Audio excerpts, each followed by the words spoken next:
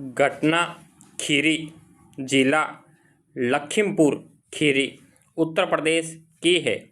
घटना के दिन दिनांक 11/7/2006 को साय 5 बजे परिवादी अपीलार्थी की मां लाजवती पास के ही रहने वाले रविंदर वर्मा से उसके भतीजे विष्णु कुमार के दुर्व्यवहार की शिकायत कर रही थी। उस समय अभियुक्त पक्ष के सुधीर, राम, अवध, राकेश और विष्णु कुमार भी मौजूद थे और सभी मिलकर एक साथ परिवादी की मां से झगड़ा करने लगे। इसी समय परिवादी के पिता राम लखन और भाई अनूप कुमार भी वहां आ गए और उन्होंने अभियुक्त पक्ष को घटना स्थल से चले जाने को कहा। इसी बात से क्रोधित होकर सुधीर, राकेश और विष्णु ने रविंदर को उकसाया कि वह परिवादी पक्ष पर गोली चला दे। तभी रविंदर ने परिवादी की मां पर बिल्कुल नज़दीक से देसी पिस्तौल से गोली चला दिया। परिवादी ने अपने घायल मां नज़दीक पुलिस स्टेशन ले जाकर अभियुक्तगण के विरुद्ध प्रथम सूचना रिपोर्ट दर्ज कराई।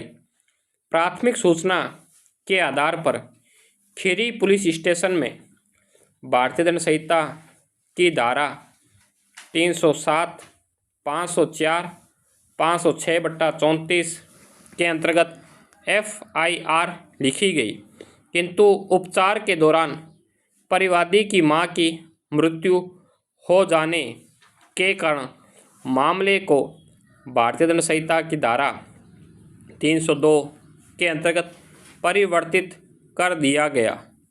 अन्वेषण उपरांत विचारण कार्यवाही में विचारण न्यायालय ने अभियुक्त रविंदर प्रत्युत्तरदाता संख्या 2 को भारतीय दंड संहिता की धारा 302 के अंतर्गत दोष सिद्ध एवं दंडित किया, किंतु अन्य अभियुक्तों को संदेह का लाभ देते हुए दोष मुक्त कर दिया। अपीलार्थी द्वारा अपील किए जाने पर इलाहाबाद उच्च न्यायालय ने आक्षेपित निर्णय एवं आदेश दिनांक 18/12/2015 के द्वारा प्रत्युत्तरदाता संख्या 2 की धारा 302 के अंतर्गत दोष सिद्धि को धारा 304 के भाग 1 के अंतर्गत संशोधित करते हुए उसे 10 वर्ष के कारावास एवं 20,000 रुपये के जुर्माने के दंड से दंडित किया। अतः परिवादी ने यह अपील प्रस्तुत किया।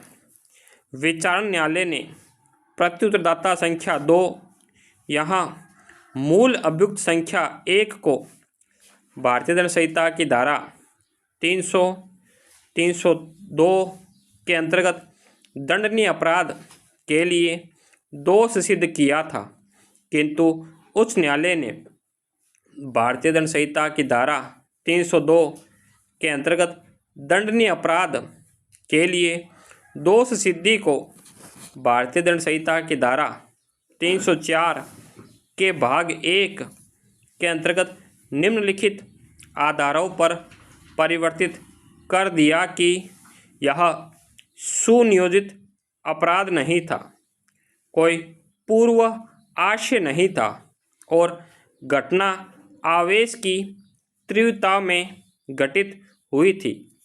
इस प्रकार उच्च न्यायालय के अनुसार मामला धारा 300 के अपवाद 4 के अंतर्गत आएगा।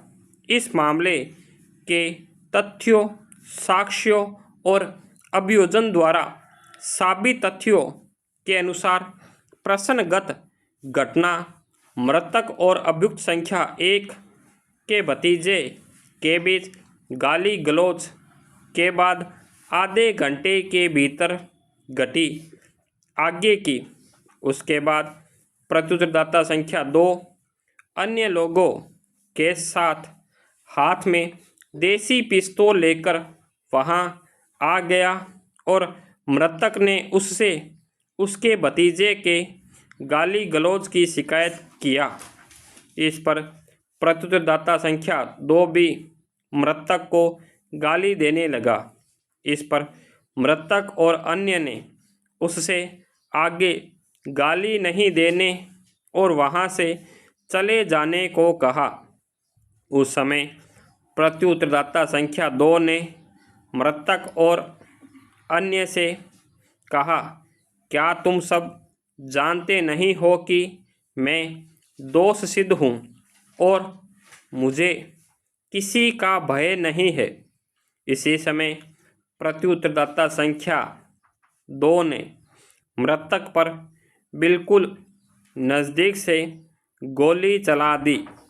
मृतक के साथ परिवादी पक्ष के किसी भी व्यक्ति के पास कोई हथियार नहीं था। उक्त घटना के बाद मृतक के द्वारा प्रत्युत्तरदाता संख्या 2 को कोई भी गंभीर और अचानक नहीं दिया गया था जो अभियुक्त को मृतक पर गोली चलाने के लिए अग्रसर करता हो और वह भी बिल्कुल नज़दीक से। स्टॉप।